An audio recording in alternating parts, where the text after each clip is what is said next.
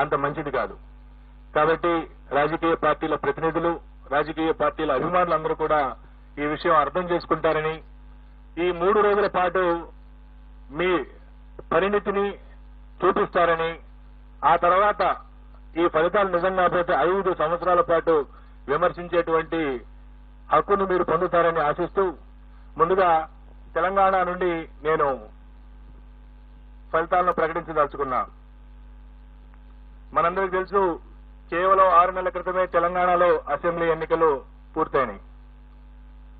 ఆనాడు అధికారంలో ఉన్నటువంటి టీఆర్ఎస్ పార్టీ అధికారంలో దిగిపోయి కాంగ్రెస్ పార్టీ అధికారంలోకి వచ్చింది.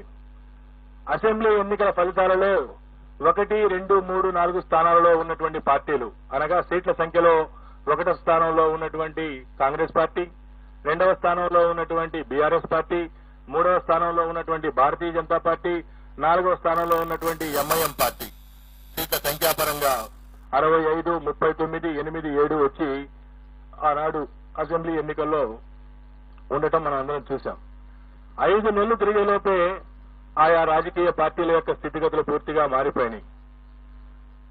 1వ స్థానంలో ఉన్నటువంటి కాంగ్రెస్ పార్టీ నేడు 2వ స్థానానికి వచ్చింది పార్లమెంట్ ఎన్నికల్లో. ఆనాడు 2వ స్థానంలో ఉన్నటువంటి టీఆర్ఎస్ లేదా బీఆర్ఎస్ ఈ రోజు చిట్ట చివరి స్థానానికి వచ్చింది, అనగా 4వ స్థానానికి. ఆనాడు 3వ స్థానంలో ఉన్నటువంటి భారతీయ జనతా పార్టీ ఇప్పుడు మొదటి స్థానంలోకి వచ్చింది. ఆనాడు చివరి స్థానంలో ఉన్నటువంటి ఎంఐఎం పార్టీ ఈనాడు 3వ స్థానంలోకి వచ్చింది. 5 నెలల్లో తెలంగాణ ఓటరు ఎంతో పరిణితి చూపించి రాజకీయ పార్టీల యొక్క ఓటు బ్యాంకుని, రాజకీయ పార్టీల యొక్క సీట్లను, రాజకీయ పార్టీల యొక్క స్థానాలను పూర్తిగా మార్చేసినటువంటి ఘటన దేశంలో చాలా అరుదుగా చూస్తుంటాం. అటువంటిది మన పక్కనే ఉన్నటువంటి మన తెలంగాణ రాష్ట్రంలో చూస్తా ఉన్నాం. మే 13వ తేదీన జరిగినటువంటి పార్లమెంట్ ఎన్నికల్లో 17 పార్లమెంటు స్థానాలకు ఎన్నిక జరగగా కాంగ్రెస్ పార్టీ 7 నుండి 8 స్థానాలను కైవసం చేసుకోబోతా ఉంది. కాంగ్రెస్ పార్టీ 7 నుండి 8 స్థానాలను కైవసం చేసుకోబోతా ఉంది.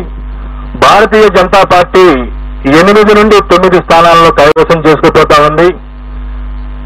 అలాగే ఎంఐఎం కేవలం పోటీ చేసింది 1 స్థానం అయినప్పటికీ భారతీయ జనతా పార్టీ అభ్యర్థి మాధవీలత తీవ్రమైనటువంటి పోటీ ఉన్నప్పటికీ ఎంఐఎం మరొక 1 స్థానం గెలవబోతా ఉంది.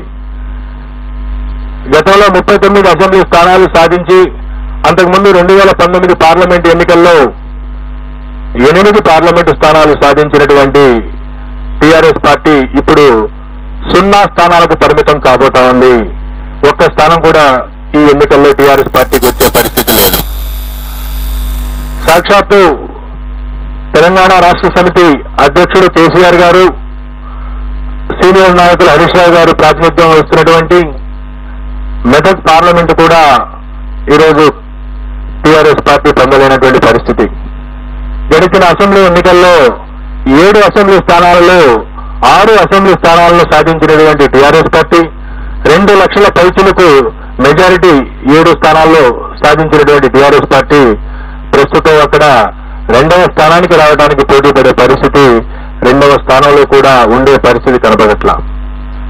సో ఈ విధంగా భారతీయ జనతా పార్టీ ఆదిలాబాద్, నిజామాబాద్, కరీంనగర్, జహీరాబాద్, మెదక్, మల్కాజ్గిరి, చేవెళ్ల, సికింద్రాబాద్ 8 స్థానాలను సునాయాసంగా కైవసం చేసుకుంటూ మహబూబ్ నగర్ లో గట్టి పోటీ ఉన్నప్పటికీ స్వల్ప ఆధిక్యతతో శ్రీమతి డికే అరుణ గారు అక్కడ విజయం సాధించే అవకాశాలున్నాయి.